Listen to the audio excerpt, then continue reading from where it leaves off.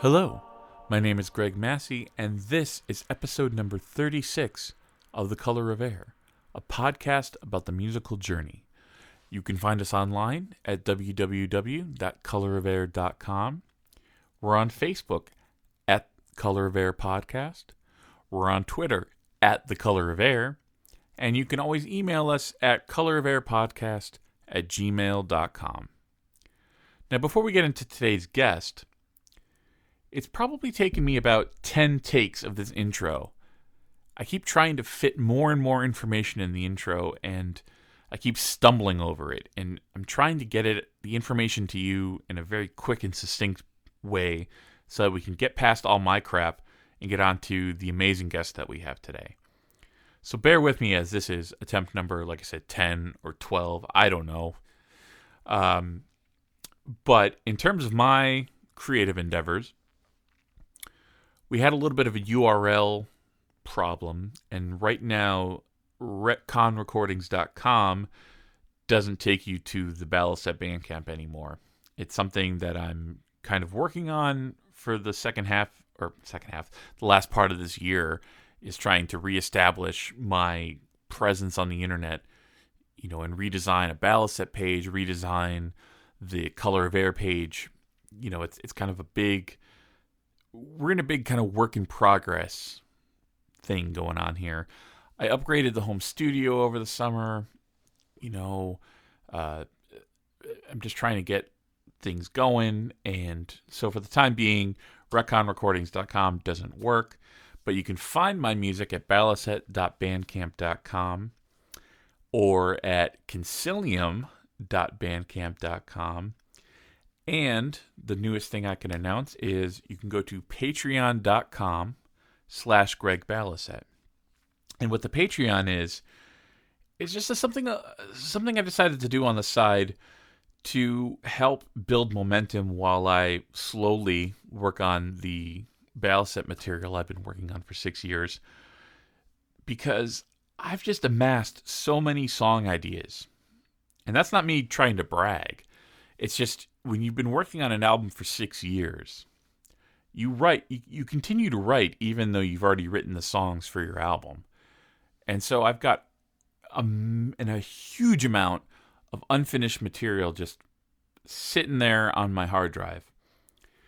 And so the idea I had was, because some of these ideas were kind of, they weren't really Vocalist ideas, they weren't really Concilium ideas.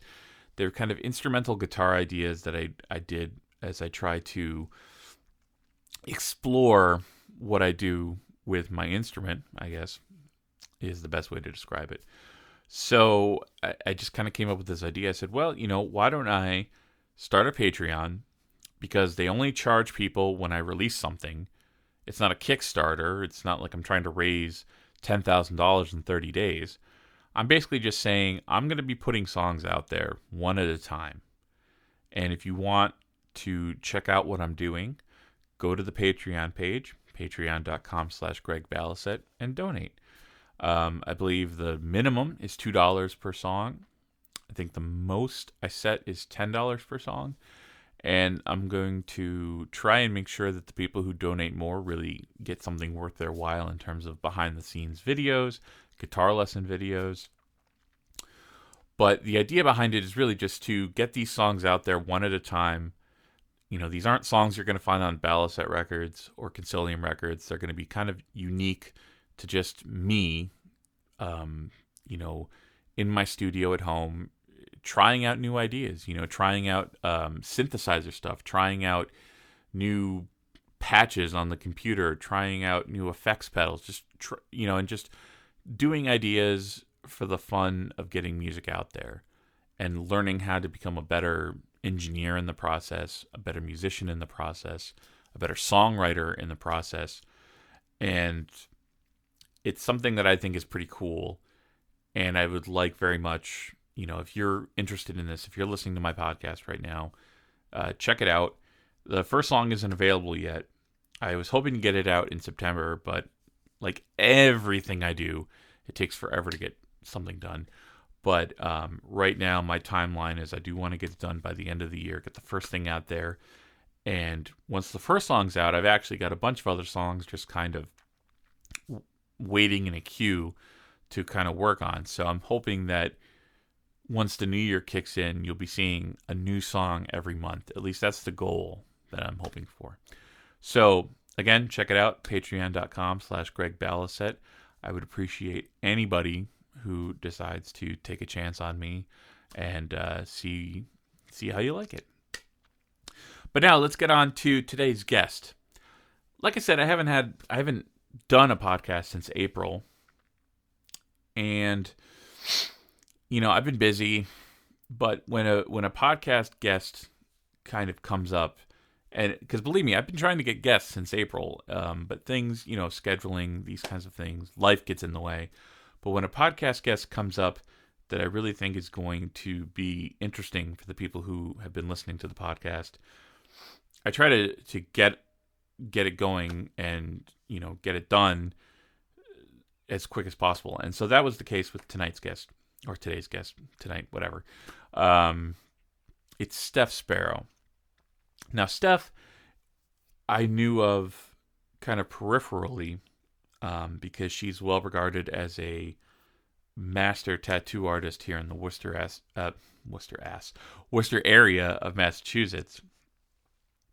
See, this is what happens when you try to podcast after you've had a couple brandy cocktails. But anyway, Steph was well regarded as a tattoo artist, and then when I first encountered her musically was at last year's Halloween show at Ralph's. She fronted the Bass Sabbath group and was incredible. I mean, that whole group was incredible. Don't get me wrong. I'm not just singling her out. I mean, the whole group was great, but her vocals were just so amazing. She also played in the Enslaved group, and she did keyboards, and they were also really, really cool. But I had never really met her other than a couple other times after that. But then Chris, who organizes the Metal Thursday, he organizes all the Metal Thursdays, as you know, because he was a guest on the podcast. But he was doing the Halloween show this year, and he asked me to take part. He asked me to play guitar with him in a Faith No More tribute group, just kind of focusing in on the 80s Faith No More, mostly the Chuck Mosley era. And he mentioned that Steph was going to do keyboards for us.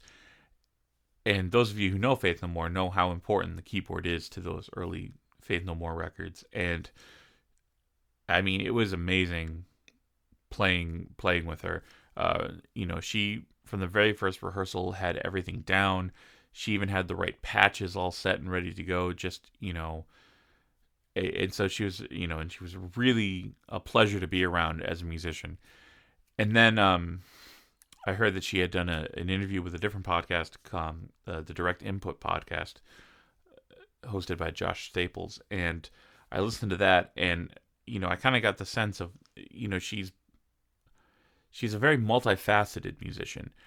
And I wasn't sure that I really knew that when I was, just hanging out, talking, and, rehearsing with her, with the rest of the group. But, she's been involved with music for years. She's a doctorate, she has a doctorate in music composition. She's been a church organist. She does sound design for theater projects. She has been involved with tribute bands under the name Roberta Halford, and singing classic metal tunes with the band Metal Priestess. She's contributed keyboards and orchestrations and operatic vocals to the group Helsott. She's released solo ambient music on her own under the name sroM. I mean, the list just goes on and on. She teaches college classes. I mean, she is one of the most knowledgeable people I think I've ever met about all facets of music. I mean, I remember talking on Facebook once about how, I really want to listen to some piano music. And she immediately was like, you should check out, these piano works by Scarlatti. She's probably one of the most well-rounded, amazing musicians I've, had the ability to work with. And so it made sense to me. It was a no-brainer to have her on the podcast, especially since she's leaving the Massachusetts area in December and she's moving to the sunny shores of Los Angeles. And so I really wanted to get her on the podcast before she left and, just kind of touch on some of these topics. If you're interested after listening to the podcast and you want to find out more about her, you can go to her website, stephsparrow.com. That's STEPHSPARROW. Also, the band she's involved with, Helsott, you can find them at https://www.reverbnation.com/Helsott. That's HELSOTT. Or if you want to listen to some of her ambient stuff, go to sroM.bandcamp.com. Aside from all the stuff she does, it was really important to me to have her on to, give you guys a different perspective on what it means to be a musician, what it means to make music, which is your passion, to make it your living. It really was a really good interview, and I'm very excited to share it with you. But first, let's introduce you to some of her music. And so this is a track she contributed to for the band Helsott, and it's their title song called Helsott.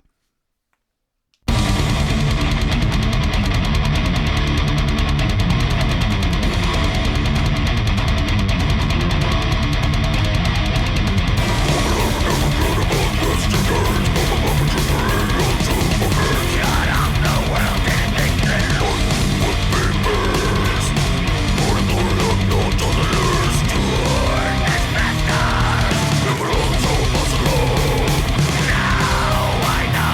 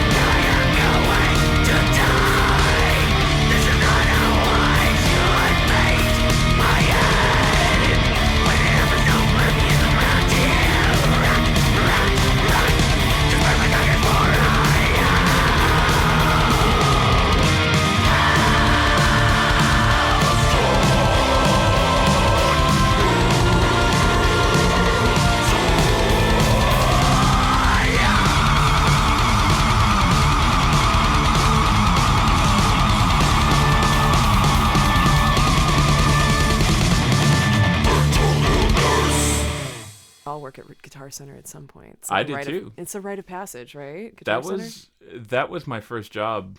Sorry, it was my first full-time job when I moved here in 2000. Okay.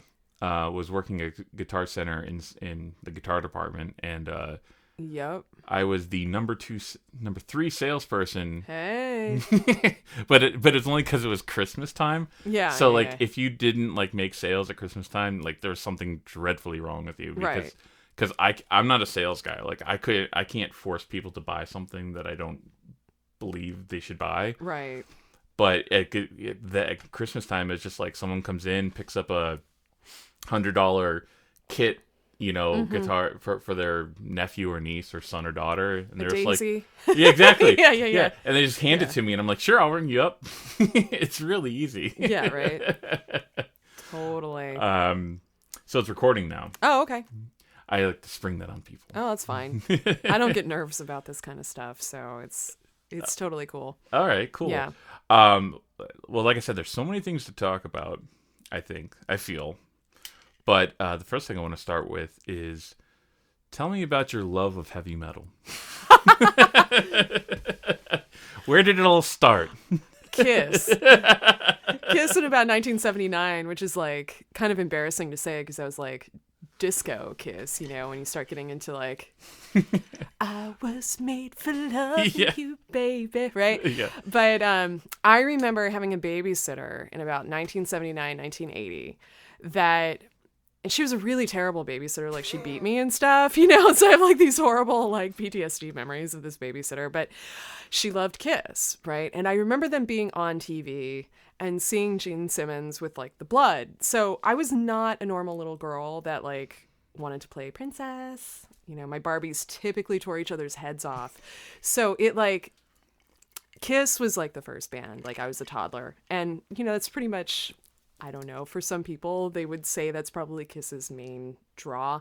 I still love Kiss, so I'm not gonna say same anything. here. Yeah, I mean, seriously. Sometimes I feel torn about it just when you read interviews with Gene Simmons where, he kind of is acting like a jerk, but then I just try to tell people, I'm like, just go back and listen to the music. I mean, yeah, go back and listen to Alive. Yes, Alive was like my main, exactly, one of my main influences. I mean, that was such a huge record for me. Exactly. All right, so and started with Kiss. Yeah, and so I should say I was raised. I'm from the Midwest. I'm from Ohio, and I was raised in this very conservative evangelical family. Okay. So, and I was an only child, and my parents were extremely conservative, and my dad was a public school superintendent who fancied himself as a very important person. So they wanted me to be like this perfect little child. And at the time in the 80s, because I'm 39, I'll just say it straight up, I'm pushing 40, woo. At the time in the 80s, I mean, this is like the heyday of like MTV and glam rock, right? Yep. So when I was a little girl growing up, so I saw all these videos on TV, when I was really little, it was like stuff like Dio and Priest. And I've loved Dio like since I was a little kid. Like I have, my entire back is tattooed like the Heaven and Hell album cover. Okay, like I'm a Dio fanatic. So since I was a little girl, Dio.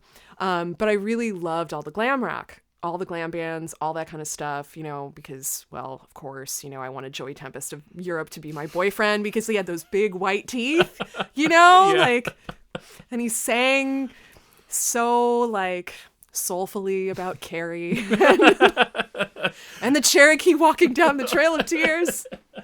So, and I wasn't supposed to like listen to all that stuff, but I would find ways to like save my money. And buy the tapes, which I still have all the tapes, but the only like approved band was obviously Stryper. Of course. Of course. That's... I was allowed to listen to Stryper, so I still have like To Hell with the Devil and In God We Trust. And I had the sheet music for Honestly, and I'm actually saying this publicly on a podcast. Yes, I still own the sheet music for Honestly, and it's just like, oh dear Lord. So, but I was allowed to listen to that. So that was kind of like my entree into it for sure, was all the glam stuff in the 80s. And I still, I have such a huge love for all that stuff. Just nostalgic wise. And, Right, of course. and, a lot of those guys really could play their instruments. Yep. It's like you can diss on Winger, but Ret Beach is one hell of a guitar player, Yes. right? Yeah. So, yeah, I mean, I loved all that stuff. And then when I was in high school, I started falling in with some friends. I had this one friend, and if she listens to this, Teresa Demko, you're responsible. She gave me a bunch of Metallica tapes, and we would pass them back and forth. So she had like And Justice for All and Ride the Lightning and Master of Puppets, I think, were the three Right, yeah. that she had. And we would listen to those in the car and driving around, and got really into that stuff. And of course, I listened to a lot of like the alternative stuff too, like Nine Inch Nails and Marilyn Manson and stuff like that at that age. But the Metallica stuff I really got into, Metallica and Anthrax and Megadeth. And same here. That kind of stuff. Early 90s.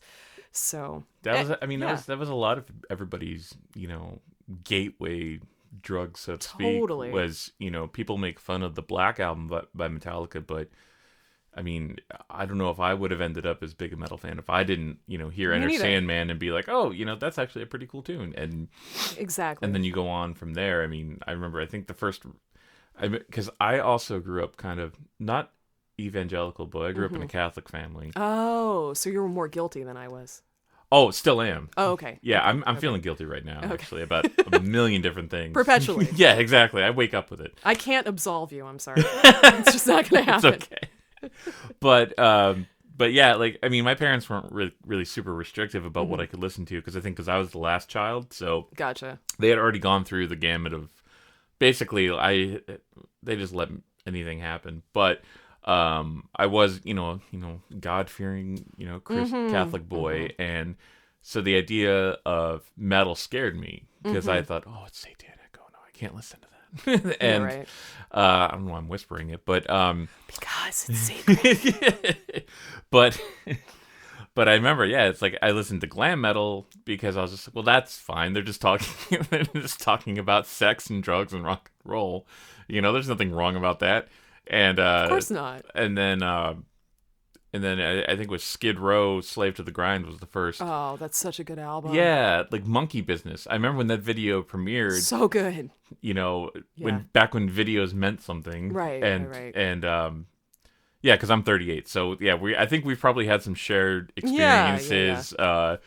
I mean, did you used to watch Headbangers Ball on MTV? Of course. Okay. I mean, when I could stay up late enough, without my parents knowing, it was things like that. Yeah, definitely. Headbangers Ball and Beavis and Butthead. And that was kind of a real entree for me, I should say, in high school, actually, was all the Beavis and Butthead videos that you can't find on DVD anymore. That was like the best part, were the commentary on the videos. Right, because they don't have the license for the music, right? Exactly. And that's how I discovered death metal, was like Morbid Angel, bow to me faithfully, God of Emptiness or whatever on Beavis and Butthead. So yeah, I'm trying to think. I think they had some death on Beavis and Butthead. I remember Gwar being featured on Beavis and Butthead, and I'm still like Gwar fanatics.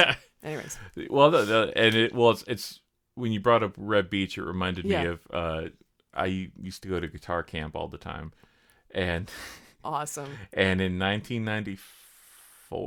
I think it was 94 or 95. The guest of the week was Red Beach, and amazing.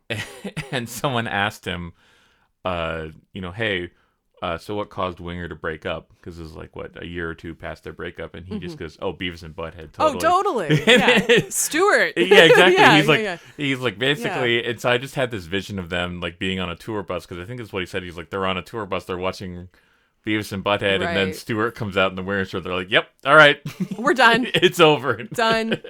Yeah, that was unfortunate for poor Winger. Yeah, but you go back and those records are a lot of it. I think personally, I had my opinion maybe affected. Like, for instance, like especially by Beavis and Butthead. Like I thought Grim Reaper was kind of stupid because Beavis and Butthead made fun of it all the time. But now you go back and listen to it, and it's kind of like, oh, there's actually some good stuff on there. Grim Reaper rules. Yeah, exactly. Grim Reaper rules. I just came back from a festival in California where they were playing the last day of the festival, and it's Grim Reaper. Yeah. Yeah. Well, unfortunately, I think it's I mean, this was my personal experience, and some people may relate, but I remember Especially, I got this book. It was like a Metallica book. I still have it somewhere. And it was like Metallica in their own words. And I remember like some of the opinions they talked about in there about other bands, I kind of adopted because I'm like, well, Metallica's my favorite band. So obviously I should pay attention to what they think about this. I remember they were making fun of Crimson Glory. And it wasn't until later that I was like, no, Crimson Glory are fucking amazing. Right. Right. You know, and I remember they made fun of, they even made fun of Iron Maiden. They made fun of Run to the Hills as being hokey. What? Yeah, and I was just now that's sacrilege. Yeah, exactly. That's totally sacrilege. It's blasphemous. Yeah. Well, I mean, and I have to say, like, as soon as my friend Byron with his tape collection, meticulously organized and alphabetized. Oh, I had that. He was the one who got me into Iron Maiden, and that was it. I mean, even being a Catholic schoolboy, I was just kind of like, yeah, this is the shit right here. Yeah. As you can tell by the the various all the Maiden posters, the various Eddie artifacts in this room, but fantastic. So, now, what was the first instrument you started with? Was it the keyboards or with the voice? Oh God, it's really hard to say. I remember singing solos in church, of course. Yeah, of course. And both my parents actually met. They were singing in a chorus with I forget, it was like Akron Symphony Orchestra or something like that, or Cleveland, I don't know. And they met in some concert singing under Robert Shaw, apparently. That's the story goes. I don't really know because I take everything with a grain of salt, but they were both vocalists and classically trained vocalists. So, the singing thing came kind of naturally. And so I was singing at a really young age in church, and I don't remember actually ever learning to read music because I think my dad taught me really, really, really young. And they got me into piano lessons when I was maybe 6 or 7, but I wanted to play the guitar so fucking bad. I wanted to shred. I used to take these, at Christmas, the wrapping paper rolls. And then I would make myself I would turn that into a fretboard and then put a flying V on the end of it because totally wanted to play the guitar so bad. And they were nice girls don't play the guitar. So girls don't get to play the guitar. So you have to play the piano. And I had to play classical piano. And I remember doing all these crazy, auditions and competitions and stuff, when I was young, playing Debussy and just feeling like a total fake because I'm yeah, seriously, I'm going to go home and listen to Metallica. Right, yeah. In my closet when nobody's looking. And yeah. So it was piano and voice at the same time. And then I learned to play organ later in my 20s. And that's kind of a funny story how that happened. But yeah, I mean, if you really want to know, that was the classic. Yeah. The classic working musician, story was, so when I moved to San Diego in the year 2000, I was going to graduate school and I needed work, and I happened upon this church and they needed a choir director, and I was terrified at that point to sing in public, believe it or not. So I was but I'll just sing and demonstrate to a choir, and I needed money. And it paid I don't know, $10,000 a year or something. Right. Yeah. But it was a steady gig. So I was I can do this. Well, there was this organist, and I remember her name. Her name was Catherine, and she was a bitch. She was probably, I don't know, 75 and passive aggressive, and she had this tight black curls, I remember, and she would always wear these pink sweatpants with this long black sleeve shirt and this furry green vest on top of it. And she would never play anything as written because she couldn't really read music that well, but she's but I can transpose, so she'd always have the half step modulations in between things. And needless to say, we started butting heads when she had to be my accompanist because I'm hey, you have to play the accompaniment, and she would never play the accompaniment. And so it became this whole thing that she was raging to the pastor that I was picking hymns she didn't know, and it was just because she didn't want to learn any hymns. And so she ended up getting fired after 35 years at this church because she was screaming at me and the choir members all the time. She was out of her mind. Oh wow. Yeah, it was crazy. I mean, I could tell you a million church music stories. And so then they were like, oh, well, we need an organist. I was like, oh, I play the organ, and I'm in church and I'm lying. Like, I don't play the organ, and I'm like looking for lightning bolts, to strike me dead. And like nothing comes. And I'm like, oh, okay. So I had this friend that kind of played. And so he taught me some things. So I was what they call a left foot Susie for a while. I just put on a bunch of 16-foot stops during the hymns, make it sound like I actually knew what I was doing. And then just like, ooh, I would just like, see, I got excited here with the microphone. I would just like hit the last note on the amen. Yeah. You know what I mean? The plagal cadence. I'm like, oh, I can do that. Yeah. Amen. With my 2 feet. And so I gradually, my friend Kevin, his name was Kevin Kwan. He's still on my Facebook. That's funny. And he's like some fancy organist now, really talented guy, but he taught me like everything I knew about playing the organ. And so, yeah, I kind of fell into it, but it was like such a good gig at a certain point because it was like a solid salary. Yeah. It was salaried. One of the jobs I had, the last like 75% time job I had, I think I had a full 4 weeks of paid vacation a year. Wow. Yeah, it's just, I had to kind of like, compromise my soul a little bit. And so I haven't played organ in a few years, but that was probably my great love of instruments was definitely the organ. Oh, wow. Believe it or not. More so than voice or piano, because like the power you get, like playing the organ is just like, damn, Well, yeah, it's like the whole cathedral reverberating with the sound of your instrument. It's an amazing thing to behold, I think. Yeah, and and I'm kind of a ballsy chick. I'm just like gonna say that straight up, and I guess that's not PC sounding, but I really am ballsy. Like if I'm gonna do something, I'm gonna do it all the way. Yeah. And with the organ, you have to commit all the way because if you make a mistake, it's really fucking loud and everybody knows that you made a mistake. So like the risk is very high, but that's kind of like how I roll, I like things like that and I like to just go for it. So it was a really like, I actually really miss playing. So I kind of dream one day of like having a B3 or something like that. And yeah, something to get back into it. Although my pedal technique's probably crap now after all these years, but it was a lot of fun. So that's awesome. And now I was kind of curious too. So now you have a doctorate in music, correct? Yes. Yeah. Okay. Now, I guess.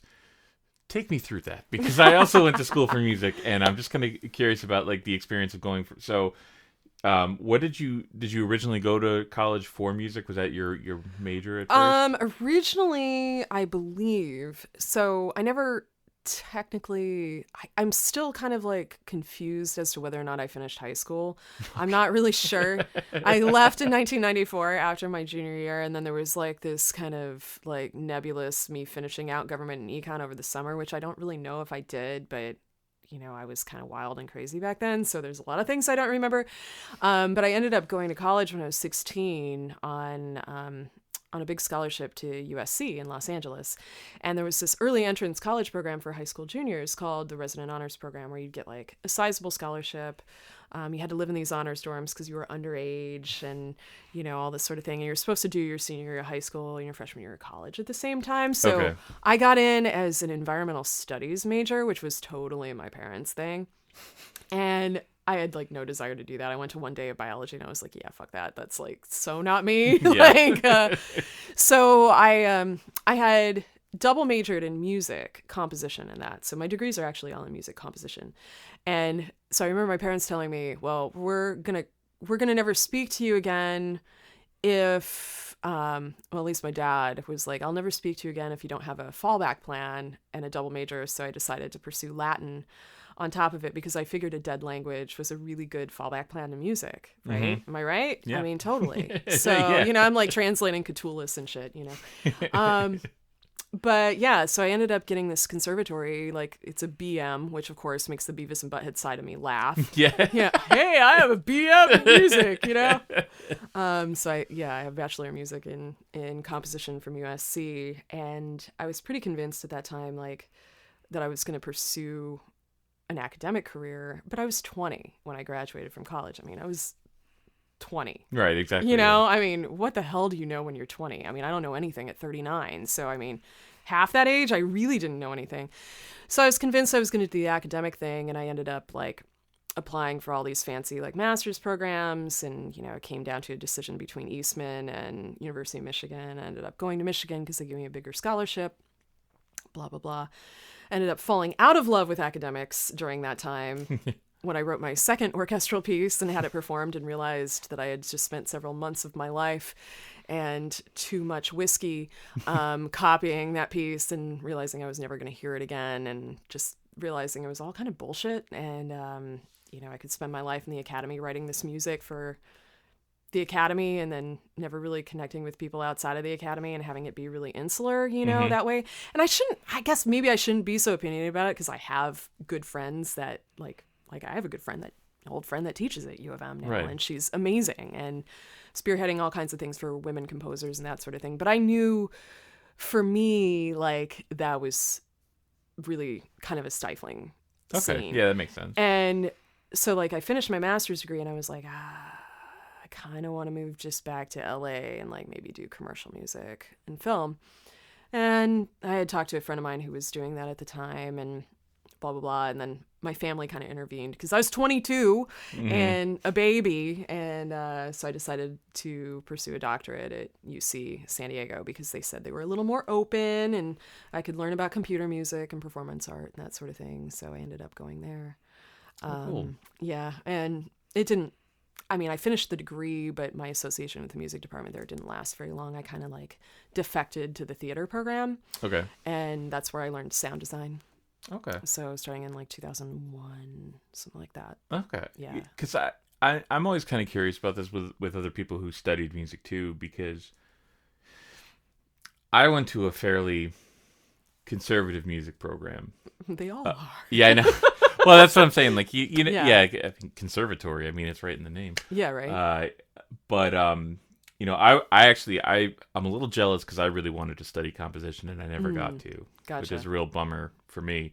And so I kind of went for guitar performance, originally classical guitar, which is not my calling whatsoever.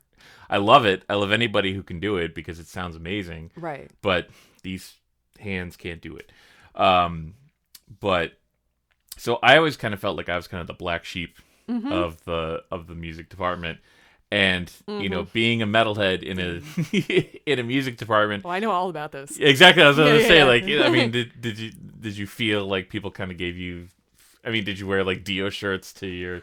You know, at the time it was probably a Tool shirt. You know, like back then, because I remember seeing Tool in like was it at '95 at the Grand Olympic Auditorium, and I got like the one with the original very phallic looking logo that was like the wrench, you know, and of course I bought it like 10 sizes too big with the big baggy jeans, and I had like jet black hair and a dog collar, and like you know, and I'm walking into these classes like talking about Richard Wagner and you know exactly like orchestration technique, and I remember when I graduated I had a teacher that said, "Oh, Steph, we never knew what color her hair was going to be next," you know, like, so I was kind of known as the local freak in residence. Yeah, for sure. Yeah, same here. That was kind of my. Yeah, I can relate to that because that was kind of me on the campus of my school, because like not even just in the music department, but you know, I think the bulk of the people who went to the school I went to were like economics majors and were so frat boys, basically frat boys without a frat. Oh. You know, drinking on the weekends. Well, I did a lot of that. Just every well, night. yeah. Oh, everybody did, right? But I mean, like drinking on the weekends, the cargo shorts, button-up shirts, backwards hats, the whole 9 yards. Without a sense of irony. Without a sense of irony, yeah, exactly. Totally. You know, that's a differentiating feature right there. Exactly, and then it was just me with my leather jacket and my black jeans, and you know, exactly. And I know that I know when I was doing classical guitar, one of my things was I decided to learn D by Randy Rhoads. And I was like, this is cool. You know, this bridges the gap, you know. Totally. So, and I talked to my professor, one of my professors who's the jazz guy, and I explained that I was doing, and I was like, hey, you know, is this cool if I do this? And he's like, oh, this is going to be great. This is blah, blah, blah. I get in there and I say, oh, you know, this is a piece written by Ozzy Osbourne's guitar player. Next thing you know, they're threatening to expel me from the program. They're just like, I'm like, did you listen to the piece? It's really good. I actually played it really well. But yeah, it was always tough being being in that position. Oh, totally. You know. Totally. I can totally relate to that. Yeah. I can actually totally relate to that. My first year of my doctorate at UC San Diego, I had gone there to study with this composer named Roger Reynolds.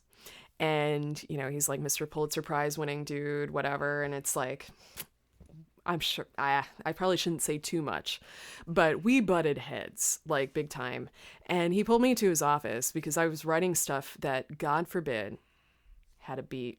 It had groove. It wasn't just like nested tuplets instead of nested tuplets, like a la Brian Fernyhough or something like that. It was like stuff that actually had a regular pulse. And no, I wasn't trying to channel Philip Glass. And no, I don't think it's a bad thing to channel Philip Glass, personally, because I love Philip Glass. But he pulls me into his office one day and says, Stephanie, if we brought you into this department, I figured you would write music in the context of this department. And I just looked at him and I just, you know, and I've always been blunt as hell. It's just kind of my personality. I was like, Roger, you know what? Maybe I have absolutely no interest in doing anything that you do. And maybe my motivation in being here is none of your damn business. And sure enough, I got cut a big fellowship the next year.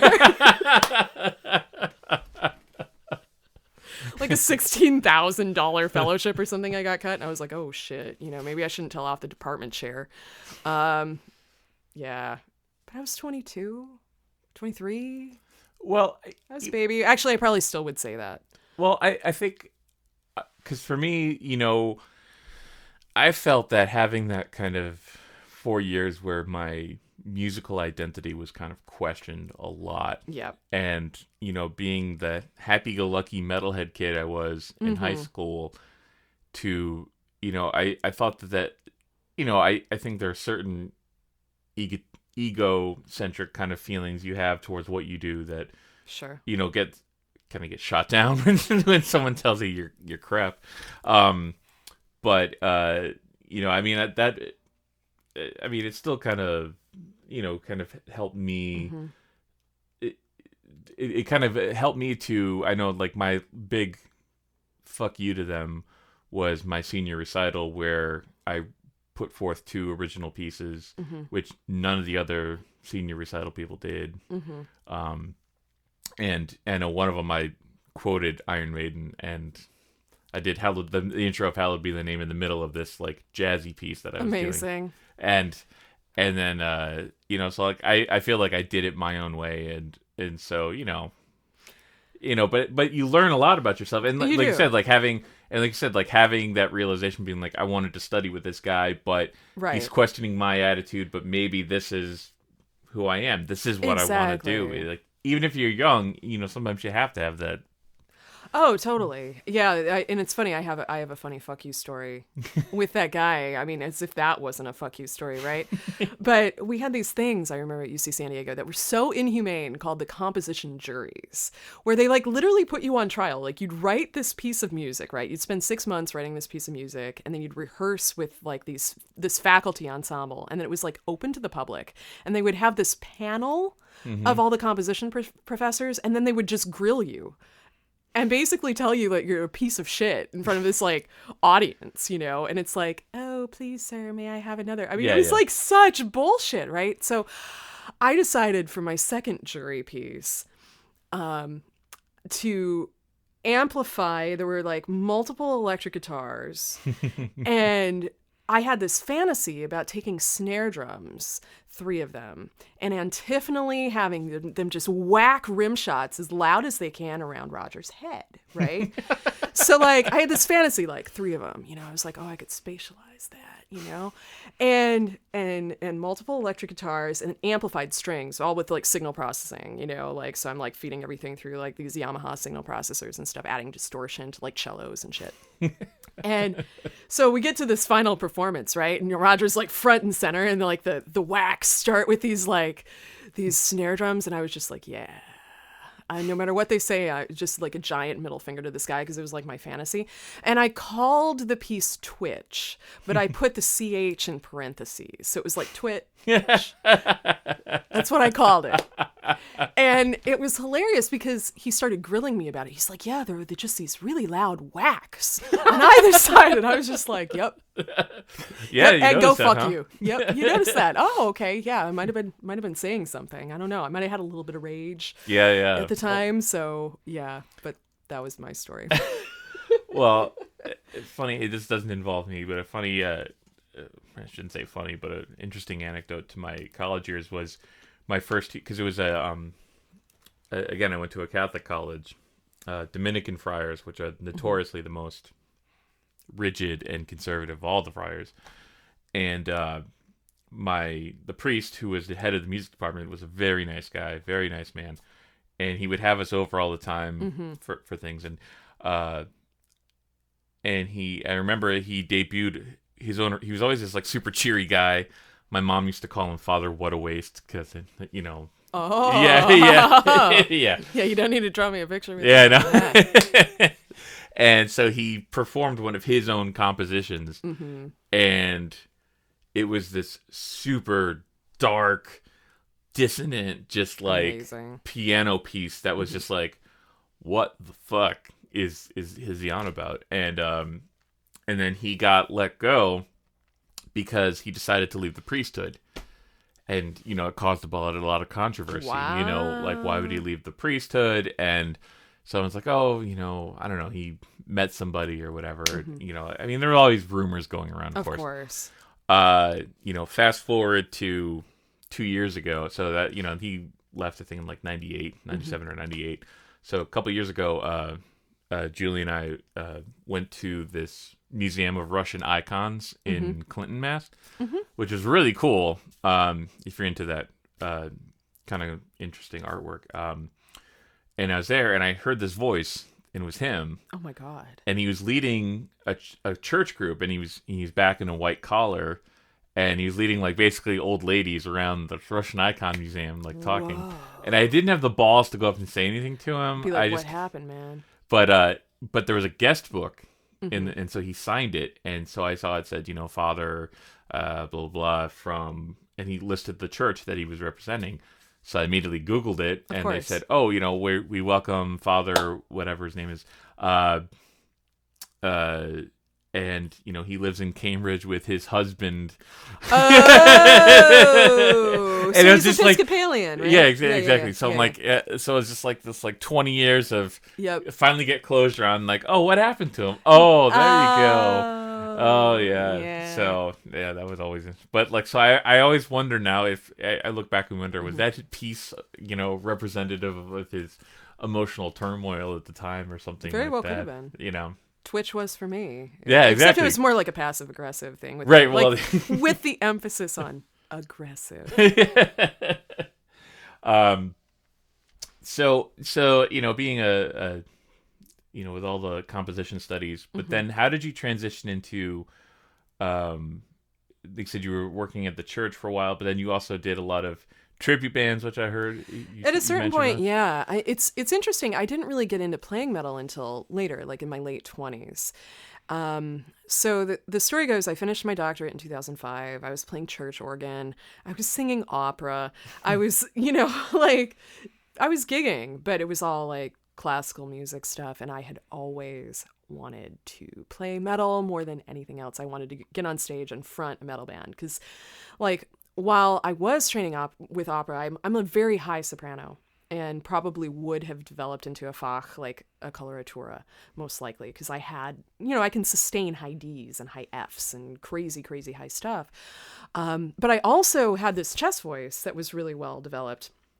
And I knew I could sing in like belt voice, you know, and I knew I could sing, you know, more like a power metal style. And but it was like, you know, how was I going to do that while I was in graduate school? I was working in theater so much. I was so busy gigging. And then in 2005, I got a job teaching full time at a community college in San Diego, in downtown San Diego. And then all of a sudden I'm like tenure track, you know, helping lead a department and running a vocational program and doing all this stuff. And it was like maybe 2006, something like that. It was like, I was probably 29, maybe 28. It was like around the time that I got that job. And I remember opening up my closet one day And my mother had bought me, a lot of like slacks. I mean, seriously, just the word slacks. Oh, God. From like Ann Taylor. I mean, seriously. It was like all this business casual shit, which is just so not me. And I always was like, I can't wear this, because this is not me. I remember opening up my closet this one day because I was getting ready to go teach a night class and I had to go to like an academic senate meeting first or something. And I remember looking at all my wardrobe and thinking, I just had this very clear thought, this is not my life. And at that point, I was like, okay, that's it. I'm joining a metal band. I'm done. And I had this lab technician that worked for me at the time that was also a big Dio fan. And he had been in like some LA bands in the 80s, like on the Strip and stuff. And so he's like, yeah, I'll start a band with you. So we started doing like this cover band thing. But he wanted to do it as this acoustic duo, like play metal songs as an acoustic duo, which was like a version of Hell. And then we played every Sunday night at this like really shitty bar that was like shortly to go out of business called the San Diego Sports Club.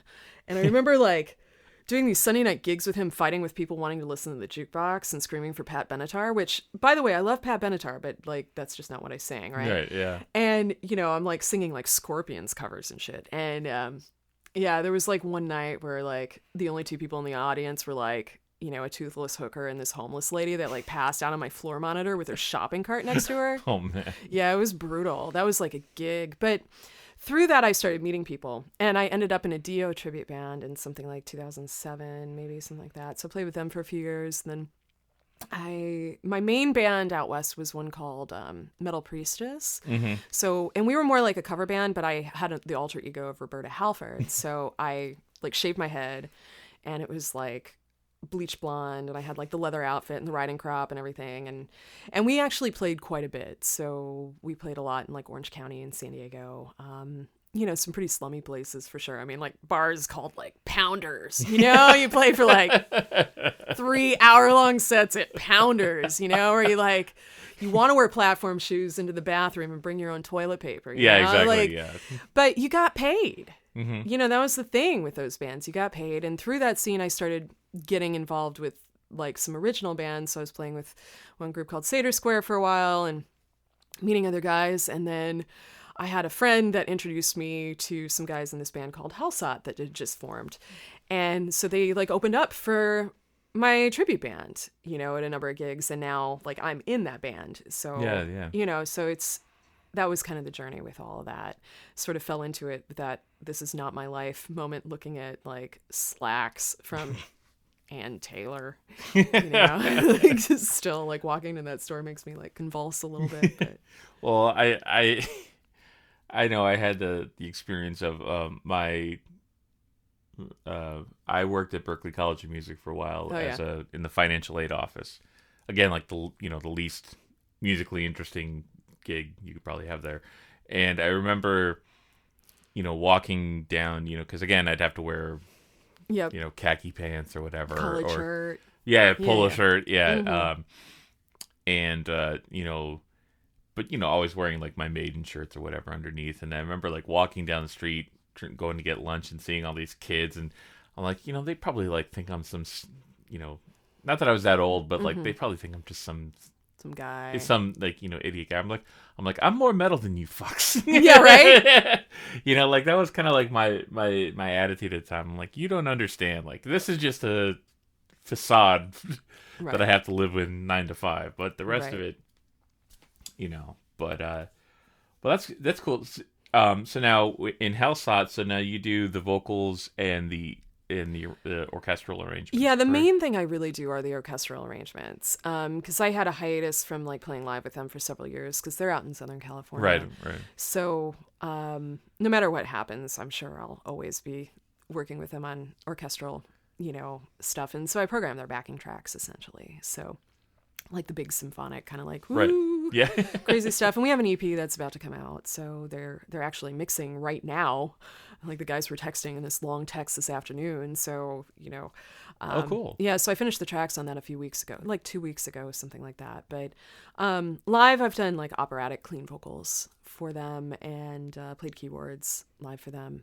But yeah, the main thing is definitely the big orchestral stuff. Yeah, the arrangements. Yeah. Cool. And so now, having done that for a while, I mean, I know some of the current projects you're involved with some theater productions Yeah. and teaching still, and obviously the tattoo stuff, Yeah. which we haven't even touched on yet because Yeah, we've been yeah. focusing on music. But do you have, I mean, in your spare time, when you have spare time, obviously. I don't know what that is. Yeah. There's Somebody a laugh. tell me what that is. Yeah. Yeah. Hey, I'm soon to find out. It Yeah. will happen very soon. Yeah. I mean, do you find yourself kind of, what do you kind of compose or write? I mean, do you write music in your spare time that, stuff, something that you're like, well, this doesn't fit in with anything that I'm doing currently, but maybe down the line it'll.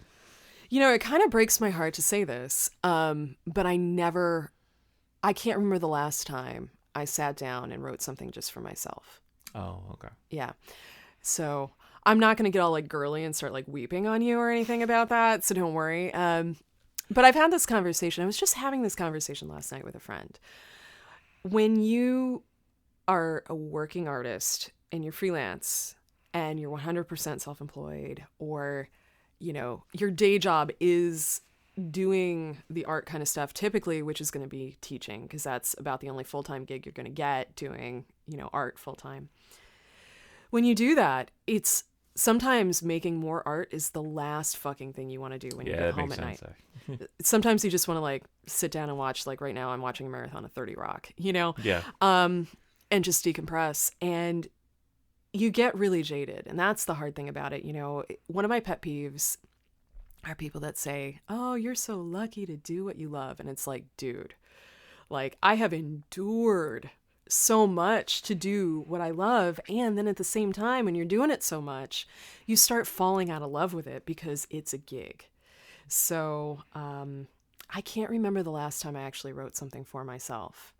And that's probably going to change really soon because I'm about to move and I'm not going to be working 3 jobs for a while. Yeah. So, I mean, it's the same with like tattooing, as a tattoo artist. Do I ever just sit down and paint for myself? Hell no. Yeah. I'm drawing for clients.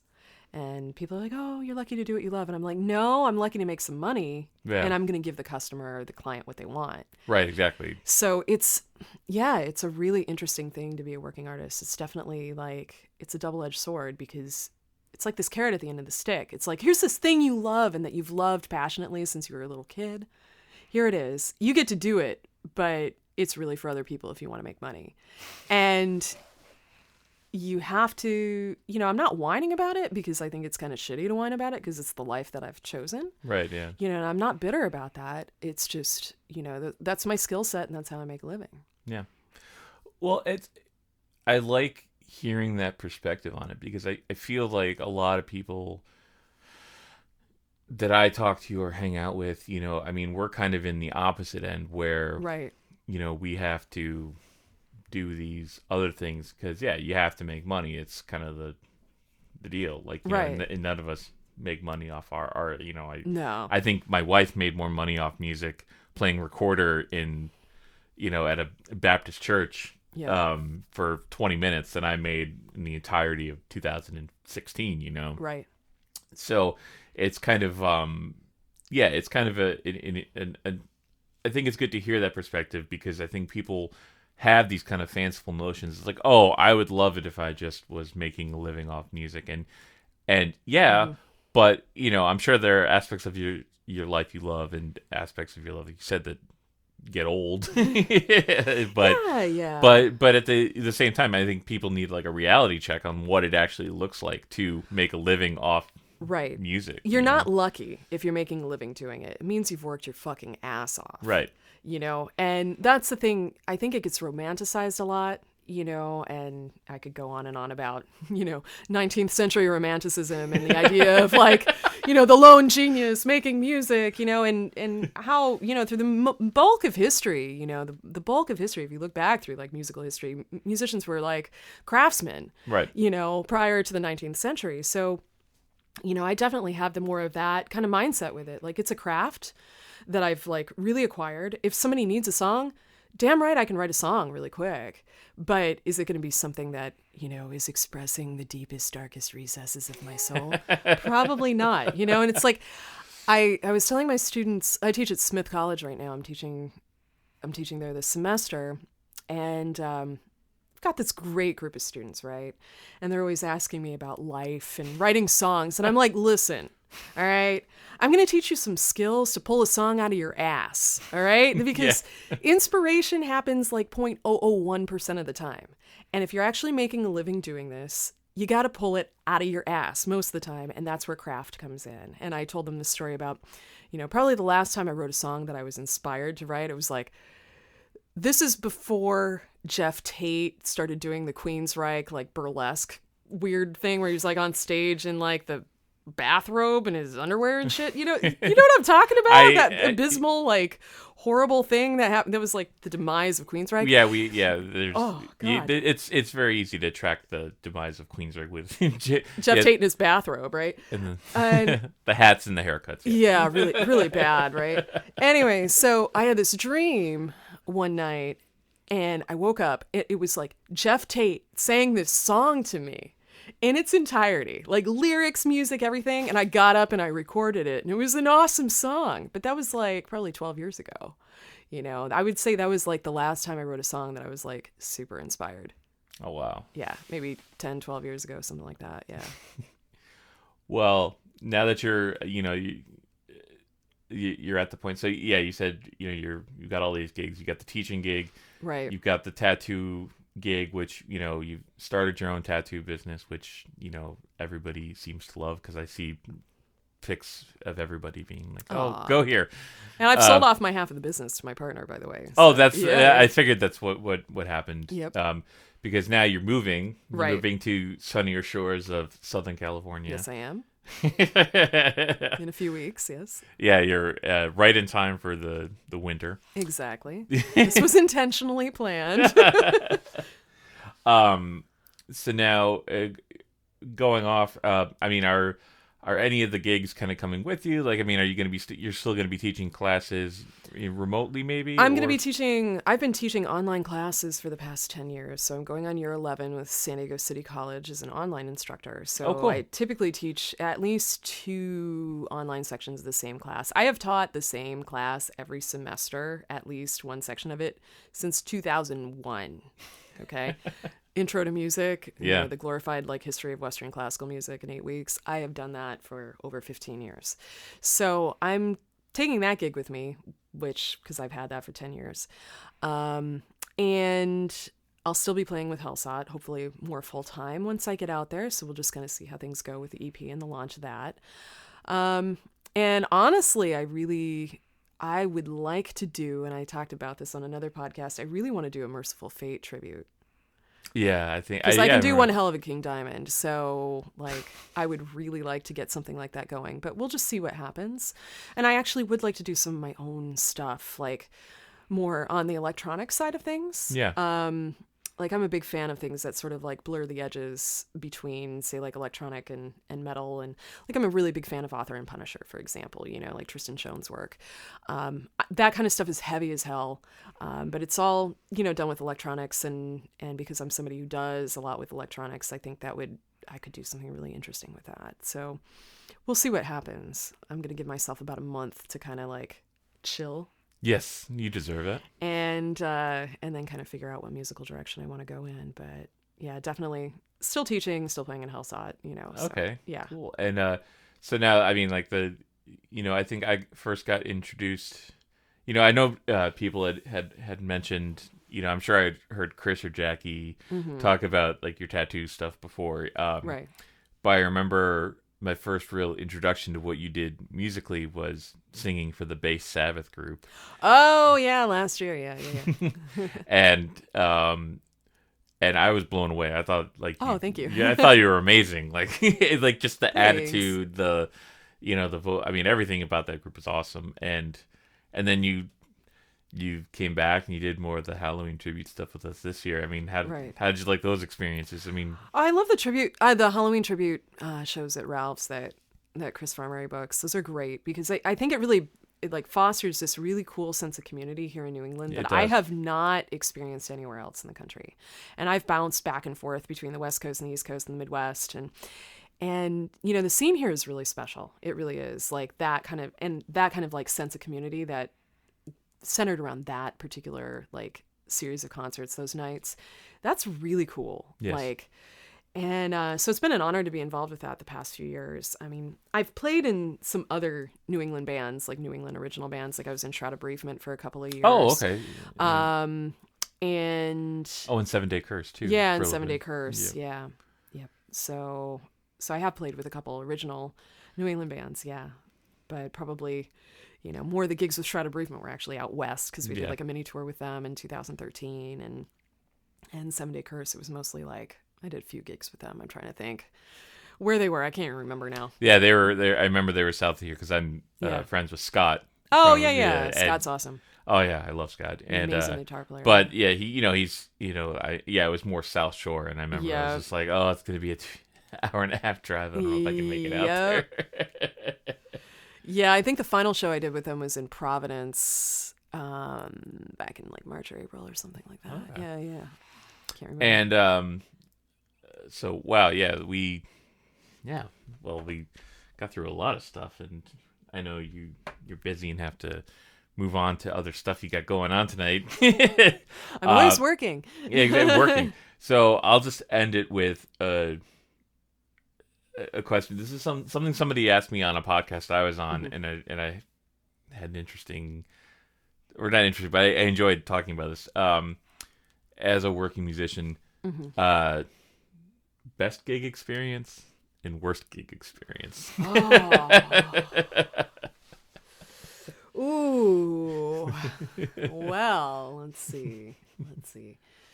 Best gig experience was both were actually probably touring with Helsott in 2013. I did one tour with them in 2013. We did the Pagan Fest America tour that year. And that was with like sroM and Tyr and Heidevolk and Trollfest. That was a really cool, like really, really cool tour. And the highlight was playing in Montreal at Metropolis. Oh. And it was pretty much, I think it was sold out. I mean, the Gramercy, I remember, was sold out in New York City too. So we had like this big sold out crowd, and there's like balconies. Like that's a great club, Metropolis. There, have you seen shows there? That's badass. No, I haven't, but yeah, I mean, it's a cool venue. Yeah, I think you're. When I was touring, we never had access to venues like that. But I know they're that, Live like, Nation venues, Yeah. So we were on stage with that, and there's this moment, my mom. It's funny, these things that resonate in your head from when you were a kid. My mom always told me that I was never going to be soloist caliber. I remember my mom always telling me that. Well, maybe one day you could be in a choir. Oh. Yeah. And that would always resonate in my head, and that's part of the reason why I had such a complex about, singing in public until I was about 22, 23 years old. And I was on stage, sold out, balconies full of people. People knew the words to our songs, It was really cool. And there's this song, like the title song, Helsott. There's, this long section in the middle where I have like this solo, like this beautiful kind of like folk like solo. And at the end, I hit this, like, I do these like O's and then hit this like high D sustained, which is hard to do for a lot of opera singers to sustain it. Like you can do it staccato, but anytime you get above a high C, that's fucking high, but I can sustain it and kick its ass. And it's scary. It's a scary, scary sound. Like it's unearthly. And I remember hitting that note, and it's like, you have to dig down into your deepest bowels to like support that, and I'm just like on stage, and it was just like this electric connection with the audience. People were like, woo. And I was like, my mom was full of shit. She had no idea what she was talking about. That was probably the best gig. That's amazing. That was a great moment where I was just like, all right, we're going to take those voices in my head and give them the middle finger and lock them up and just move on, because it's time to like just let go of that shit, because it's bullshit. And usually when people say that kind of crap to you, it's more reflecting on them than it is on you. Yeah. So let's just not even worry about that. Worst gigs.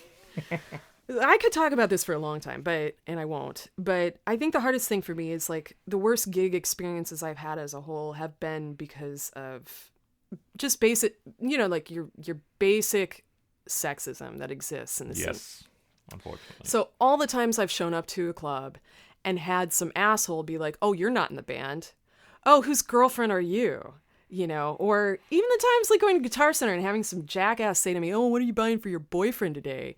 I mean, this has really happened to me, so sometimes I have a little bit of a chip on my shoulder because of that kind of stuff, because I'm like, listen, I probably know more than you. I'm going to fuck you up. Yeah. And, like I may be wearing a lot of makeup right now, but my eyeliner wings, they can cut a bitch. So don't fuck with me. And, yeah, I remember we were playing at the Chance in Poughkeepsie, actually, on that same tour.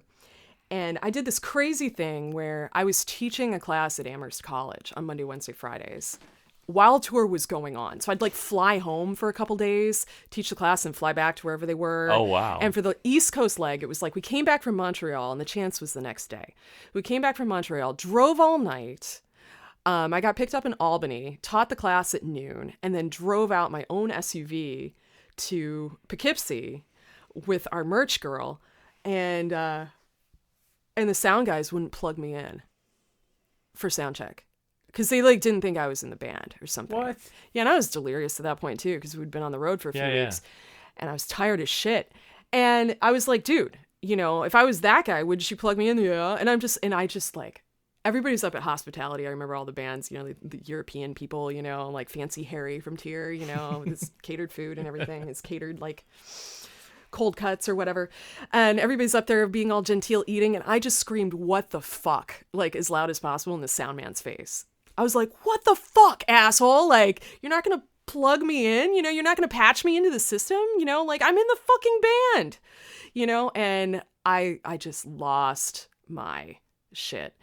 And I was really sick, actually. So I had acute bronchial asthma because I have like bad reactions to cigarette smoke, and I was really sick, couldn't stop coughing, and I lost my voice actually on stage. It's the only time in all these years of singing that I've ever lost my voice like that. And it was like awesome gig, and then just you're not in the band, and my voice gives out.